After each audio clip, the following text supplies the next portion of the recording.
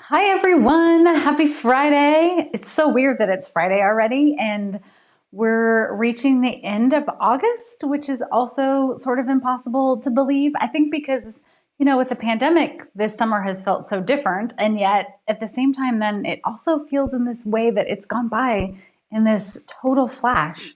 So, as always, I want to know what you're up to this Friday and what you have on your agenda for the weekend. We are kind of prepping for back to school, which basically means that in March, when we went online here in Oregon, my son already had a setup in his room with like a desk and everything.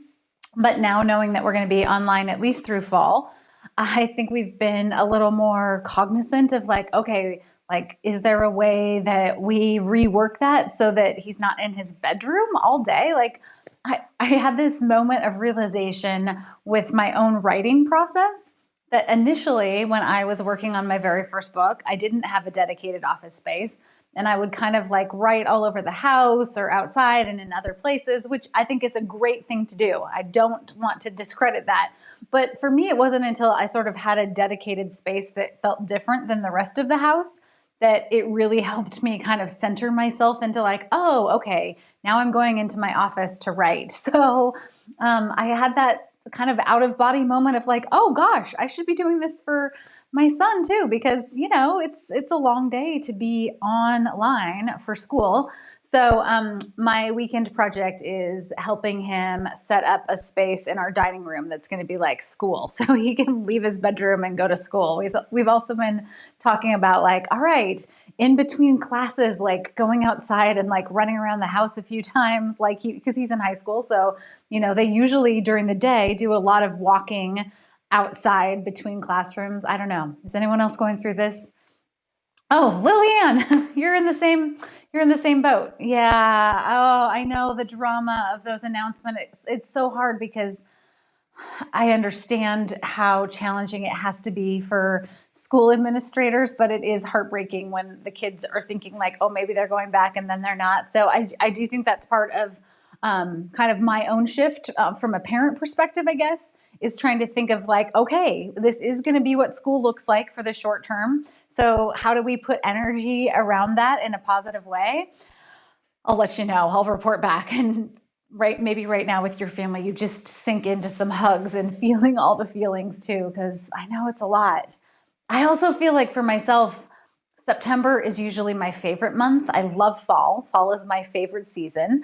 And I love that new energy. Fall, I know that technically our new year starts in January, but for me, just because of working in education for so long prior to writing, and then obviously having a kiddo go through the school system, fall to me always feels like the start of a new year. So I think that's going to be my challenge, our family challenge this weekend. I'm not discounting the tech guy who is sitting next to me too. He will help, and he will actually make whatever space we set up in the dining room, schoolroom look awesome because he has all those crafty skills. But yeah, just trying to think of like, okay, how do we embrace where we're at and kind of meet that challenge for the moment? So yeah. Trisha's doing syllabus planning right now. Oh, and Dawn's having injections. Be safe, be well, rest up. It's trying times, guys. I understand. Um, Shopping for your oldest daughter who's moving into the dorms. Oh, Emily, wow, that's a huge milestone. Good luck with that. I have all of my family are educators. I'm now the black sheep as a writer, although I did spend the early part of my career, like I mentioned, working in early intervention. And my brother and sister-in-law both work for a university. My sister-in-law runs the housing department. So their entire summer has been like, okay, plan A, plan B, plan C. I think they're down to like plan Z. At one point in time, they were actually talking about creating tents outside of the dorms to open up space, but they're in the same position. I think some kids are coming back to dorms, but all classes are online. It's going to be so fascinating to reflect back in a longer stretch of history on this time for sure. But whatever you're doing, I hope that, you are able to embrace this change, and just make the best of it. Paula, you're with me on fall being the best time of year. I know. I love it. And just like the last 2 or 3 days here, there's that crispness that starts to come into the air. Like I woke up this morning, I wake up early, unfortunately, or maybe fortunately. I opened the front door and there was just like this rush of cool breeze and that little hint of fall in the air. Oh, I can't stand it. So excited. Arzani says fall's gorgeous in Ashland. Not so much. Under 100, breezy, no problem. Okay, so for this 5 Things Friday, we're going to talk about things you should do if you want to be a writer, because I know many of you are in the process of writing, again, embracing where we're at. I think it's a fantastic time to do something, anything creative. I know for me, I'm always in a better mental health state of mind if I have a project that I'm working on. But before we dive into that, I wanted to give you a little update on bookish things from my end, because in a very sweet way, I've received so many messages from you all in the past few weeks asking how the pandemic is potentially affecting books and the process of getting books released. And this came about because I shared last week that Without a Brew, the 4th book in the Sloan Krause series, got delayed by a month. So it was supposed to come out in early October, and it has been delayed until November 10th. So there's a new release date. If any of you are Sloan fans and you're jonesing for book number 4, which I know I am, I'm excited to share this one with you. It's going to be delayed a month, and that's because this series comes out in hardcover, and there were some delays with the printing presses because many of those were closed. So there's been a backlog, especially with hardcover titles, because believe it or not, the way a book goes on track with hardcover is different than in mass market, which is how the BAKESHOP mysteries are produced and published. These are all things that I never knew prior to having a book contract either. So I'm always happy to share that kind of stuff with you. In terms of the BAKESHOP, I know some of you are very worried. You don't need to worry.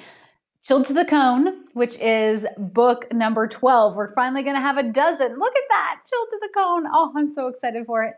It is still going to release on December 29th. So post-holidays, this can be your cozy January read.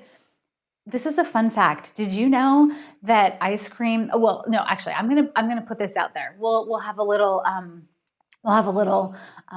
spontaneous contest for this one. What state sells the most ice cream? This one is going to shock you. And I know because my best friend from college lives there. If you know, put it in the comments and I'll have a flash prize for you. Anyway, Chilled to the Cone is on track to release as intended at the end of December. And I can't wait to share this one with you because we're going to figure out once and for all what Jules is going to do about her love life. But there are some changes in terms of the back end of publishing. So I thought it might be interesting to share what would normally be happening. Since the book would be coming out in December, this is, Trisha wins, Alaska. Yes, Genevieve, you all knew, I didn't know this. Alaska, of all places, the coldest state, sells the most ice cream. It's true. So interesting. So I think actually it'll be fun to have this book released in January because you can be cozy on the couch and then it's a great excuse to make yourself like a delicious hot fudge sundae or something yummy.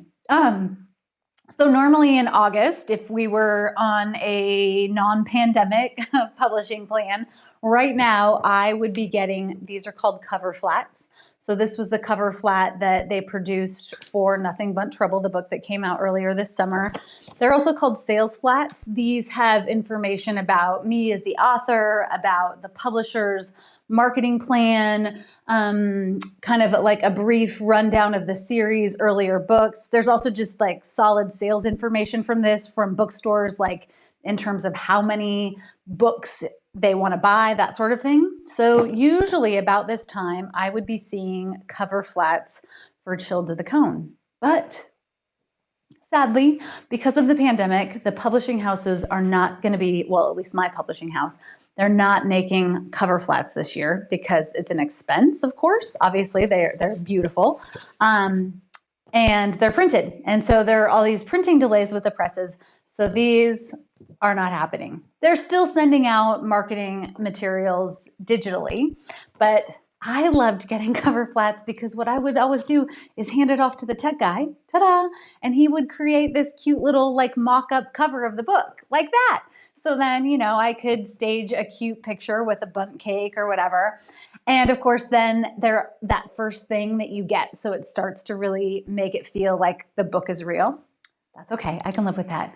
The second change that's happening is shortly after cover flats would appear, then these would appear. These are advanced reader copies. They're also sometimes called galleys. So these are uncorrected proofs. They are actually a mock-up of, not even a mock-up, they are the book, again, with like early information that goes out to reviewers and booksellers, magazines, anyone who's going to potentially do an early review. This stage of a book happens before the book has gone through final copy edits. So I've talked about this a little bit before, but like if you've ever won one of these, you'll see it's an uncorrected proof. So you might still find errors in it. The book is still kind of in working form, but these go out early. And do you have a guess of what I'm going to say? These two are getting axed thanks to COVID. So we're not going to get hard copies to share. Usually I always reserve a couple to share with you. And that's not going to happen. But of course, they're still going to get shared in digital form. So that's all right. So I think the challenge for me as an author is just trying to get creative about ways to share information about the books. So the tech guy printed out, oh, I'll go like this, ta-da, these two cute little covers without a brew, oh, no, wrong one, without a brew that comes out now in November, and then Chilled to the Cone that's going to come out in December. So I don't know what else I'm going to do. If you have thoughts, tell me what else you think I should do. But I'm thinking I'm going to pose these for photos. Maybe I'll send these out to some early readers myself. And then, of course, you know that I love stickers, and I have an ongoing collection of stickers from the BAKESHOP Mysteries. So, hello, Chilled to the Cone stickers are here. Dun, dun, dun. Turn them like that. Okay, so can you see that it's a skull in the sticker? Like, come on. Okay, so I'm going to give away one of these. I think Trisha was the first winner. Is that confirmed? Okay, Trisha, you're getting a sticker. And then I'm going to give away 5 more because we need a giveaway because it's August and we're all, I don't want to say bemoaning the fact that we're going to be online for a while. We're all adjusting to the reality that we're going to be online for a while. So you need to pick me up. So in order to get one of these, I want you to share in the comments what is your favorite ice cream, and if you've read the BAKESHOP Mysteries, what's your favorite in the series so far out of the 11? And then I will pick 5 random winners, and I will send you a Chilled to the Cone sticker. What do you say? I love it. Oh, Marie wants to know who does the cover illustration. It's Marianne Lasher, and then Danielle Christopher does the original, she does the like art. She fills it in. So usually with the cover art, what happens is my editor will send me a sketch of this without a lot of color, and then it gets brought to life. In fact, with Chilled to the Cone, I got to go back to that one. Initially, the light is on it. Initially, this part was going to be yellow. The awning, the tort awning was going to be yellow. And then when we looked at it, it was too close to Meet Your Baker. So I thought maybe navy would be fun with ice cream and like that whole cold vibe. So they switched it to this blue, which I am in love with and so happy. I should have cover art for book 13 soon. So stay tuned for that. Yay to the tech guy. I know, he's so great. Umpqua Espresso Madness, Erica. Yeah. How about that in an affogato? So like a nice scoop of espresso ice cream and then you pour a shot of real espresso over it. I'm down with that. Chocolate peanut butter, you can't go wrong. Cookie dough, Rocky Road. Oh, now I want ice cream. I should have had ice cream. Chocolate peanut butter. Emily, that's the tech guy. We are huge Tillamook and Umpqua fans. We have both here in Oregon. So lucky. Yay. All right. So switching gears for our 5 things. This one has come about because I have talked all summer long about the fact that I have been working on this mystery writing course. And it is the biggest undertaking I've ever done and the tech guy have ever done. We went for a morning walk this morning, and we were lamenting about how much work it's been. But it's been a joyful process, and and he's saying, yeah, he worked on like multi-million-dollar accounts at his previous ad agency, and this is by far the hardest thing that he's done too. But that's okay. I digress.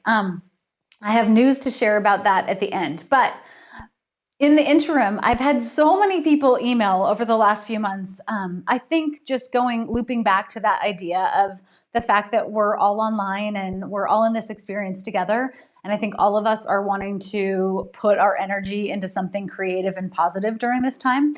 I've had so many people say, okay, what are just a couple things that I can do right now if I want to start writing? And I think that's a really valid question. And my 5 things that I have to share with you might not be earth-shattering, but they really are 5 things that I think you can do today. Like after this live, you can say, all right, I'm going to do all 5 of these things this weekend. And in doing so, kind of set the tone for what's to come. And there are also 5 things that I think, anyone who wants to write should do. And they are 5 things that I most definitely did when I was starting my writing career. Okay? All right. So without further ado, let's get to it. These are 5 things you should do right now if you want to start writing. Number 1, read. Okay, I know. Are you rolling your eyes? Are you going to send me comments right now that are like, oh, okay, read. I know. I know that it seems basic, but the more you read and the more widely you read, the better writer you are going to become. Hands down, no question about it. If you want to write, you should be reading every single thing you can get your hands on. Now, my caveat for this is, if you start a book, let's say that you go, okay, you know what? Yes, I'm already a reader, but she's right. I think this weekend I'm going to go to the library and I'm going to pick 5 books that I'm going to try to commit to read over the next few weeks. If you're a slower reader, that's okay. I tend to be a fast reader. On the flip side, I don't always retain what I've read because I just devour books. And then somebody will be like, what did you read? And I'll kind of loosely remember the title and often not the author's name. It's terrible. So you don't have to read fast. But if you make a commitment to reading, it is going to change your own writing. If you say, though, I'm going to read 5 books this weekend, I'm going to go to the library, I'm going to pick 5 books, and you get halfway, you get 3/4 of the way, or you even get 30 pages into the first book and it's not resonating with you, set it aside and move on. I think you should read 5 things in 5 different genres. Here's why. I know you might say like, oh, I want to write a mystery, or oh, I want to write a romance. Yes, yes, yes. You should absolutely read extensively in the genre you want to write in, but you should also read other genres. Do you have a guess why? Does anyone know why? I'd like to know. You're still all talking. I'm going to wait for a second because I know that it takes a minute for comments to catch up, because I want to hear what your thoughts are on why I think we should read outside of the genres we want to write in. Mint chocolate chip and meet your baker. Woo! You bought it while you were in Ashland, Mary? Oh, I love that. That's so awesome. Cold Stone coffee lovers. Ooh, I don't know. And nothing but trouble. Oh, that's awesome, Joanne. Paula, you agree with the reading. I'm down with that. Does anyone have a thought on why you should not just exclusively, though, read in the genre that you want to write in? I'll wait 1 more minute. We'll see if any questions come or any answers come in. This is the only bad thing about the live because I know it takes a minute with the delay. So you're all probably like typing frantically. You have a local place here in St. Pete that is all vegan, flavors like peach cobbler and cookie butter. Ooh, that sounds delicious, Anna. And especially that whole idea of vegan is nice. I think some vegan ice cream is great too because it's creamy. My son doesn't, he has like a little milk allergy, so we do a lot of almond milk. There's some great cashew and coconut milk ice creams now. Okay, Sherry says, so you can learn from different perspectives. Yes, yes, yes, yes. What else have we got? because writers use what they know in their writing. If you don't experience firsthand, you should read about it. Yes, different slants will give you, yeah, you're all so good. It expands your world 100%.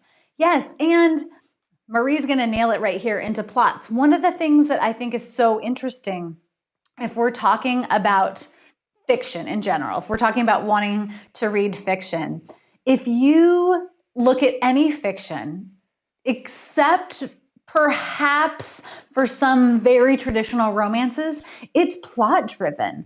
And even though the plot in a sci-fi novel is going to feel different than the plot in a mystery novel, there's still this idea that the writer is, you're starting out when you open that book on page 1, and you and the writer are going on this journey together. You and the protagonist are going on some sort of an adventure that's going to have a lot of potential peril, heartbreak, you name it, in the way, and you're going to have some sort of resolution at the end. Now, the nice thing about in the cozy mystery is we know that at the end, usually everything works out for the best. That's not always true in other genres, but there may be things then that you decide you want to pull in. So when I say read, I feel like one of the most important things you can do right now if you want to write is challenge yourself. Read something that you might not pick up.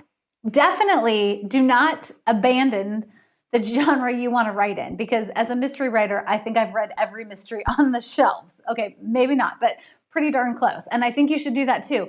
But I think you should read something that is not in your traditional wheelhouse, and then read it from that lens of writing and try to pick it apart a little bit. Okay, you're with me on this? Good, good answers. Nice work, everyone. Okay, moving on to number 2. The second thing I think you should do if you want to write is you should say it out loud. Does that seem cheesy? Perhaps. But there is something about making that commitment to yourself that changes when you say it out loud. And when you say it out loud to someone else, you can say it out loud right now in this group here. You can say, I want to write, or I'm going to write. I'm starting my writing career, whatever it is. Share it with us here, because we are all the people who are going to give you a thumbs up, a heart, whatever. Like, let's spread that love right here in this space. But I also think you should say it out loud to someone in person, whether that's your best friend, whether that's your spouse, your child, a neighbor. I don't care. It could be a stranger on the street walking past, and you're just going to accost them and go like, oh, how's your day? Great. Did you know I'm starting to write?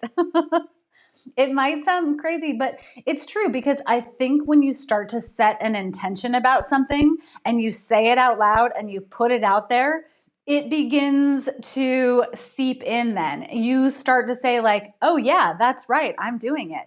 And I think as a writer, semantics, words are important. So if that's the message that we start telling ourselves, we're going to put into action the things that we need to actually make it happen then. Yes. Okay, let's see. Come to the dark side. Put it out in the universe, Trisha, completely. Once you set that intention, you're going to start making it happen. Sherry, that's right. You're working on your second book. Woohoo! Congratulations. Say it out loud. See how it feels. It might feel weird at first, but the more you say it, the more you start to believe it. And then the more you start to take action to do the things that you need to do to actually become a writer and put that work in too. Because of course, there's a lot more to it than just saying it out loud. Having someone else read it out loud to you is helpful too. Yeah, that's a great idea, Mary, for sure. You will compete the idea to write and complete a novel. Oh yeah, sure. If you're, are you saying that out loud, Sherry? Yeah. You have to let your muse know, Arzani. Yes, your muse is going to be like, hey, here I am. Okay, moving on to number 3. Here we go. Number 3 is, oh, we're going to wait for that one. Andrea says, I want to write and I'm going to edit Cozy Mysteries. Yes, you are. Yes, you are. Okay. Number 3, and this actually tacks on to number 2, is I think you should make some sort of financial investment into writing in whatever form that is for you. Now, when I was first starting writing, I went and I bought every book I could find Well, first of all, I should backtrack. I went and I did step number one, which is I pulled off a sci-fi title and I read a Western. In fact, my grandpa used to read Westerns and I had no interest in them at all, but I was like, I should probably read a Western too. I read rom-coms. I read everything that I could get my hands on.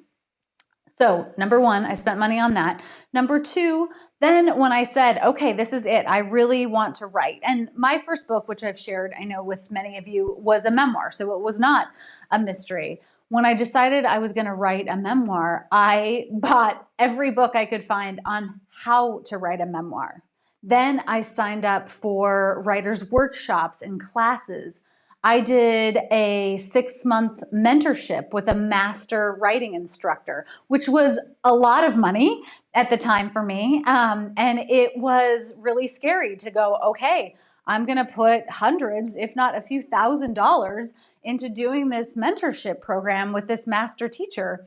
And yet I think in making a financial investment, whether it's $10 on a book or a few $1,000s on classes, workshops, mentorships, whatever it is you decide, again, you then have to really make that commitment. If you're putting a little money behind something or a lot of money behind something, that's going to motivate you as well because you're putting your hard-earned dollars into something that you want to focus on.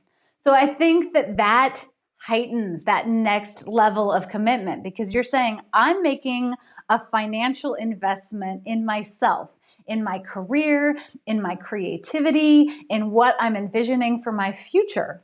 So whatever it is, go spend $10 or research flying to, well, I guess we're not flying to France for amazing retreats, but someday we will again. I think that there is really something important about saying it out loud and then following that up with making a financial commitment to how am I going to learn more? Who am I going to tap into? Who can give me leadership? Who can give me direction, mentorship, whatever that is? Okay, you feeling me so far? Dun, dun, dun. Number 4, spend time brainstorming ideas. Again, I know this sounds basic, but this is something you can do this weekend. You can get out a journal and you can start brainstorming ideas. And by ideas, I mean any and all ideas. No idea is a bad idea. I've talked a lot about this in our story collaboration that we've been working on. And I think it's so critical because we really, when we write, we have 2 voices. We have the creative muse, as Arzani referred to it, and then we have our editing head, right? That back of our mind voice that's like, oh no, don't say that, or ooh, that sentence is wrong, or blah, blah, blah, whatever, that negative silencer, which we use later on in the process. But when we're first writing, any idea is on the table and should be on the table because even if the spark of an idea isn't where your story ends up going, sometimes within that crazy idea that you throw out initially, there's some little glimmer that ends up taking you on this trail that you never imagined. And I can tell you it happens to me all the time when I'm writing.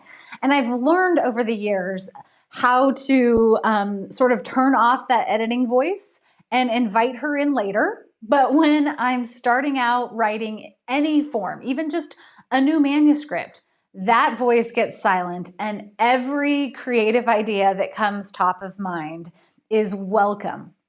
And if we give space to that, that energy just builds on itself. So if you want to write and you have time this weekend and you're looking for a project, break out a journal, your laptop, whatever you like to write on, and just start brainstorming ideas. I'm not even talking plot ideas. I'm just talking general ideas. It could be about what kind of book you might want to write, what your protagonist could be like, crazy titles, you name it.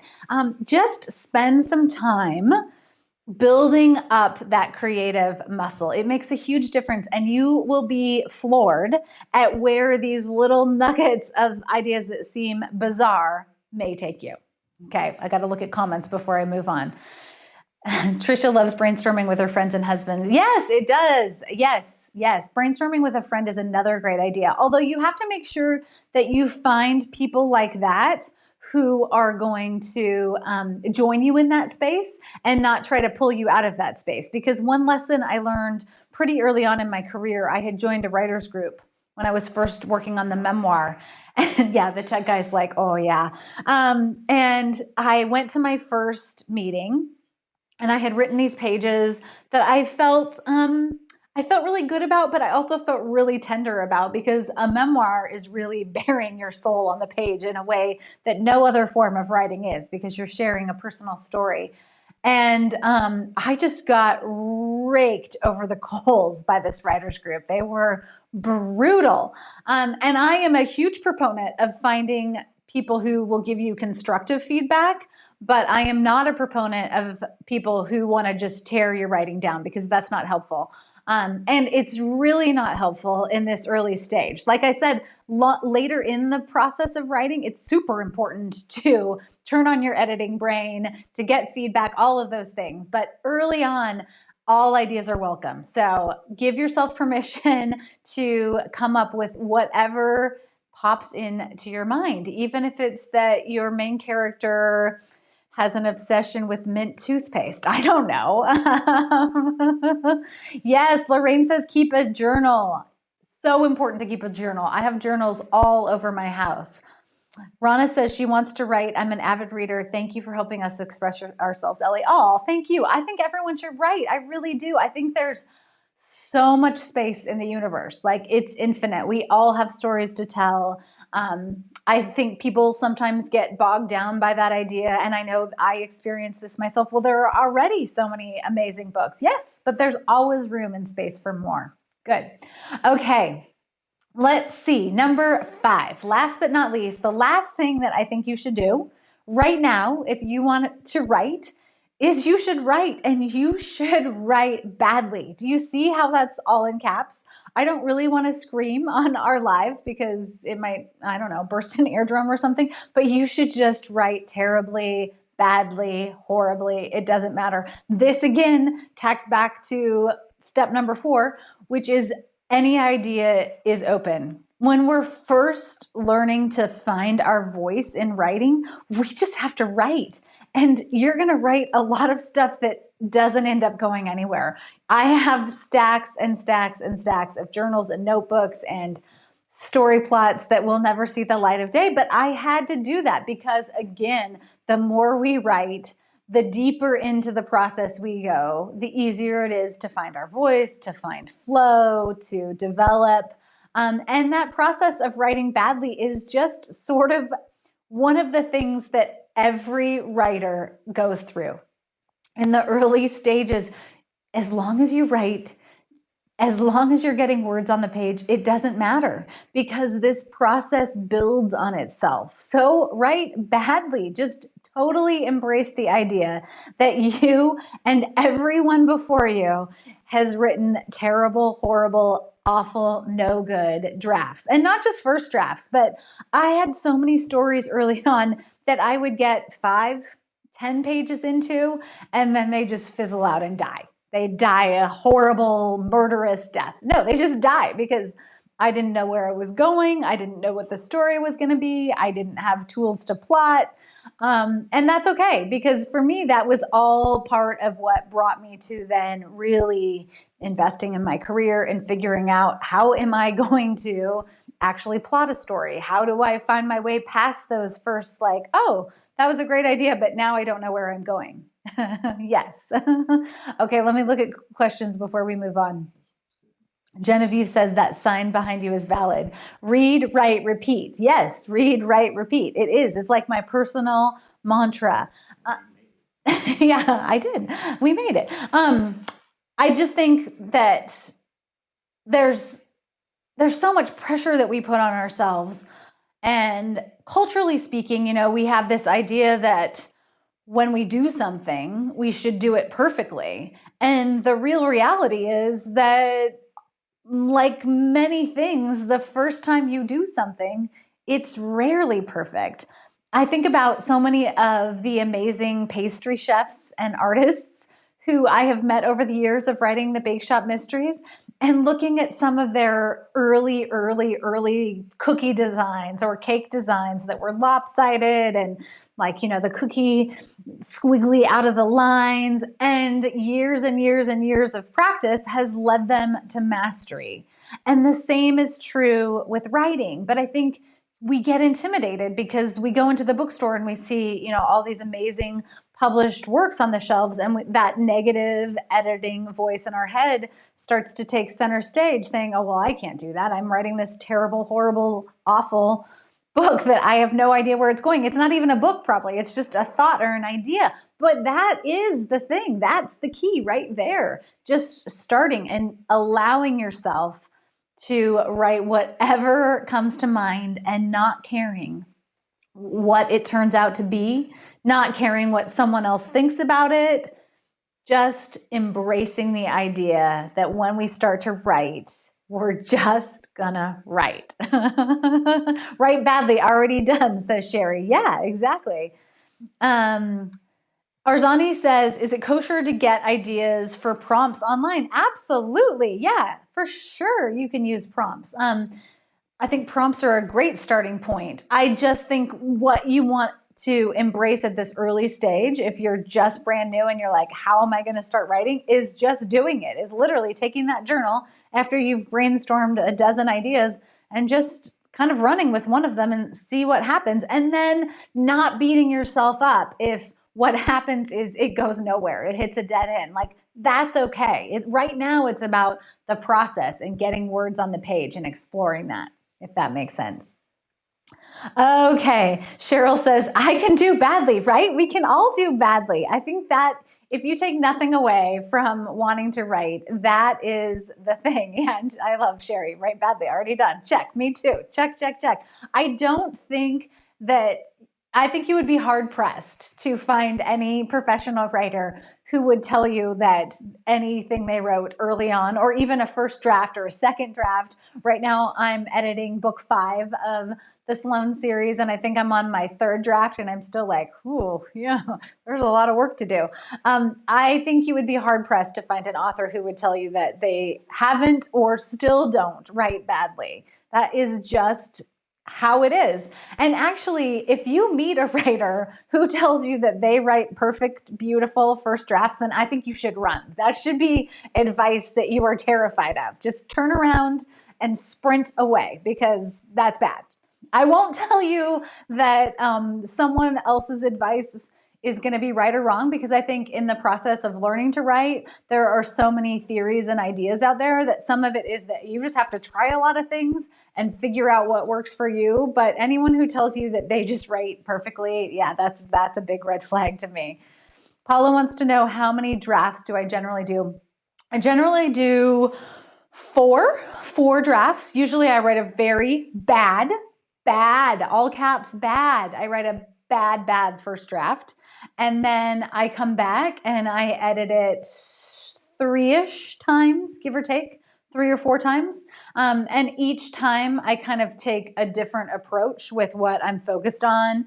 The first round might be really hammering out plot or major holes or dead ends that shouldn't be there in a mystery. We want to send readers, hopefully, down deep, dark alleys, but then I will come back and fix those. And then I often do another round of food or beer or whatever that is. Yes. Trisha, run away. Lorraine too. It is true. It took Stephen King years to get his first book published. And I guarantee he will tell you that he wrote terrible first drafts early on. So that's good. Okay.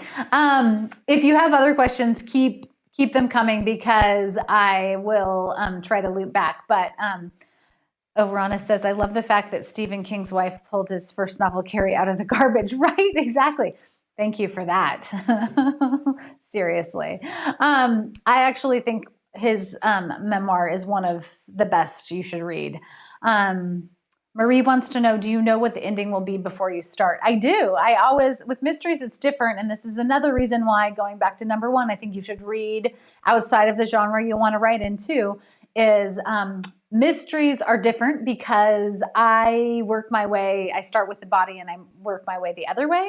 But if you're writing something else, it could be totally different. And I will say that there have probably only been 2 or 3 times over the course of, I don't even know how many books I've written now, 25, I think, that the ending that I initially thought of ends up different. It almost always plays out the way that I first draft it. Okay, so on this note of writing, I have talked about the course, and I am happy to report that it will be ready to share by the end of next week. For anyone who wants to write a mystery, this would be a good option for you. If you are wanting to write romance, this is not the right course for you. And I think that's another important piece of advice, is to figure out what you want to write, or maybe you don't know initially, but you're going to dabble in some different things. That's an important part of the process too. The course is going to be something like over 70 videos, 70 videos and over 20 printable, downloadable worksheets that are going to give you tangible exercises, practice, assignments, you name it. Now, what I want you to know is this is not going to be like, you're not going to sit down and in 45 minutes or however long we spend on these lives together, you're not going to sit down and write a book in 45 minutes. I have seen some courses out there that are like, you write a book in 45 minutes. That's great if you're starting out, and that might be a route you want to try initially. This is going to take you weeks, if not months, because I am taking you through the exact process that I go through start to finish. And then there's an entire piece on finding agents, on writing query letters, book proposals, the entire thing, all of which I'm sharing my original query letters and proposals and everything that I did initially when I landed an agent and a book deal. So it's massive. Jeanette said I had to pull over for this. Now I'm listening and commuting. Yeah. Hands on the wheel, Jeanette. Hands on the wheel. Anyway, the goal of this course is to take you through writing a book. So it would be like this. You're going to watch, a 10-minute video where I'm hopefully giving you a pep talk and keeping you on task. I'm going to bring back my ESD teaching lens for that. And then you're going to go off and do the work. And then you're going to come back. And that process is going to repeat itself over and over and over again. Because again, we have to build this routine and muscle memory, and we have to slog through a lot of bad writing initially. So I just want to put that out there for anyone who thinks like, oh, okay, I'm gonna take a 30-minute course and then I'm gonna magically write a book. That it probably is not gonna happen. Maybe it's gonna happen for you. I know that there are a few rare writers on the planet whom I just bow down to who can do that. But I would say the vast majority of writers go through the slog of, doing all of the work that it takes initially to sketch out books and characters and plots and routines for writing and all of that. So that's going to be kind of the guts of the course. And I don't know, maybe it will take you a few months. It might take you the better part of the year. But what I'm super excited about is that I think at the end, if you want to write a mystery, you are going to be set up amazingly well for it. Okay. Awesome. The query letter scares me, Paula. I know. I had such anxiety when I was first querying, and I have an entire, like I said, section on that, as well as sharing my original query letter, how to track agents, how to find agents. I did my very first pitch practice at a writers conference live. So, and I cover this more in the course, of course, but I remember just literally like being drenched with sweat at the idea that I was going to go pitch an agent with this book idea that I had been working on. I mean, I was like shaking. I kid you not, like sweating through everything. I'm not someone who typically gets nervous talking to people either. Like, this is my sweet spot. I love talking to people. I love talking to people live. But I was just a wreck, a bundle of nerves. And I'm happy to report that all of the agents who I pitched early on in person were lovely. So again, it's kind of like giving yourself permission and just accepting the idea that we're going to write badly initially. It's the same thing. Like, I think as writers, we tend to, idolize agents and editors, but at the end of the day, they're people too. They're bookish people. They're people like us who love books. So, yeah, maybe that's just your little nugget of, I know it's terrifying, but it's good. It's worth it, because then at the end, if you take that risk, you end up with books on the shelves, which is amazing. Yay. Okay, let's see. Are you going to grade our papers? No, definitely not. The course is designed to be self-paced. So, there's a first section, and then you're going to go and do that work, and then you come back and do the next section as you go. One thing that there will be included with the course is there's going to be another private Facebook group just for participants of the course that I will be what's the word I'm looking for? Managing, but moderating. Thank you. Moderating is exactly what I was looking for. And in that group, it's going to be a place of support. That will be a place where people can get help from other writers in the same phase of the process. And then I'll be offering advice there and story prompts and all kinds of other stuff. So I'm excited about that. Yay. Let's see. I think that's our wrap up for our writer's edition of this 5 Things Friday. Monitor, yeah, that's another one, Arzani. That's a good one. Don't forget that I'm going to give some of these cute little Chilled to the Cone stickers. So get your comments in. At the end of the day, I'll pick 5 random winners plus Trisha, our Alaska winner. You're not in Alaska. I know, but you just know that Alaska loves ice cream. And I hope that you go and write this weekend, or do one of those 5 things, or all 5 of them. Really, they're tangible enough that you could do all 5 this weekend as a starting point, especially if you need a distraction from everything else going on in the world around us. Okay, I think that wraps it up. I just want to share what's coming up for 5 Things Friday next week. My dear, dear friend Hannah Dennison is going to be here. I adore her so much. And if you're not familiar with her work, you're going to be racing to the store to buy her latest new series that is releasing. So we'll talk about that. She is back home in England now. So she and I have been doing Zoom chats. We just did a live short story collaboration with 3 other authors through our publishing house earlier this week. So that was another sweat it out for me. So that's another piece to remind yourself that even long into 20 plus books out in the world, I still get nervous about stuff. And then this coming Tuesday, which is August 25th, I'm going to be reading part 3 of our Sloan Krause collaboration. I have heard from quite a few of you. It's so hard because what I like about the group is that it's much easier to poll, and we kind of have this nice cohesive energy going. So I know people are liking that, but I've also heard from a number of you who aren't necessarily interested in helping write the story, but you want to hear the pages. So I think the compromise that I'm coming up with is that I'm going to read the pages here on my main page on Tuesdays, and I'm going to share the 2 previous parts that we've already written together this weekend. So I'll share them here this weekend so you can get caught up. And then all of the voting and the plotting and the crafting and the discussion is only going to take place if you're part of the private group. That way, if you just want to come and you want to hear the pages and you want to get excited and you need a little break from reality and step into Sloan's world in beautiful Bavaria for a while, we'll do that here collectively, but everything else is going to take place in the group. So hopefully that makes sense.